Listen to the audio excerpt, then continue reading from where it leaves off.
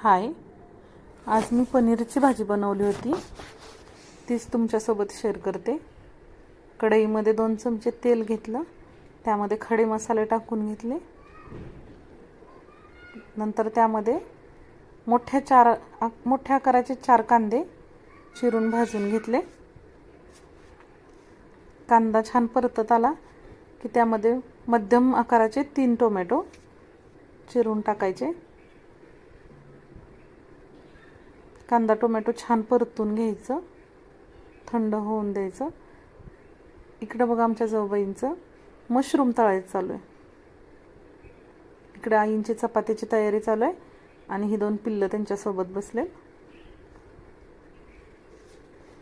कांदा टोमॅटो थंड होईपर्यंत मग आईने मी चपात्या करून घेतल्या।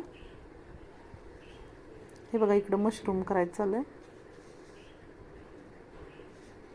त्यानंतर कढईत 1 चमचा तूप, 4 चमचे तेल, त्यात आलं लसूण पेस्ट टाकून परतून घेतला।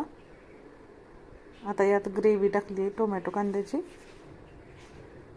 छान परतून झाले की त्यात घरचं लाल तिखट टाकले 4 चमचे। त्यानंतर थोडीशी हळद टाकायची, हळदीने कलर छान येतो भाजीला।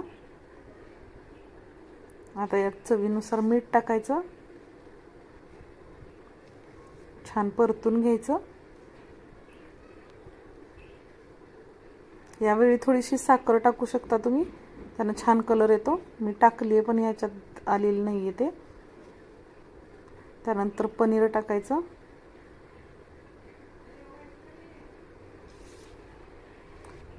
छान परतून घ्यायचं। थोडीशी साखर टाकल्यामुळे भाजीला कलर पण छान येतो आणि चवही छान लागते। हे घरच्या दुधाचं साई आहे, ती टाकली अर्धी वाटी। ह्यानं छान भाजीला क्रीमी टेक्स्चर येतं, हॉटेलसारखी होती भाजी। फुल गॅसवर छान परतून घ्यायचं, मिक्स करायचं फुल गॅसवरती।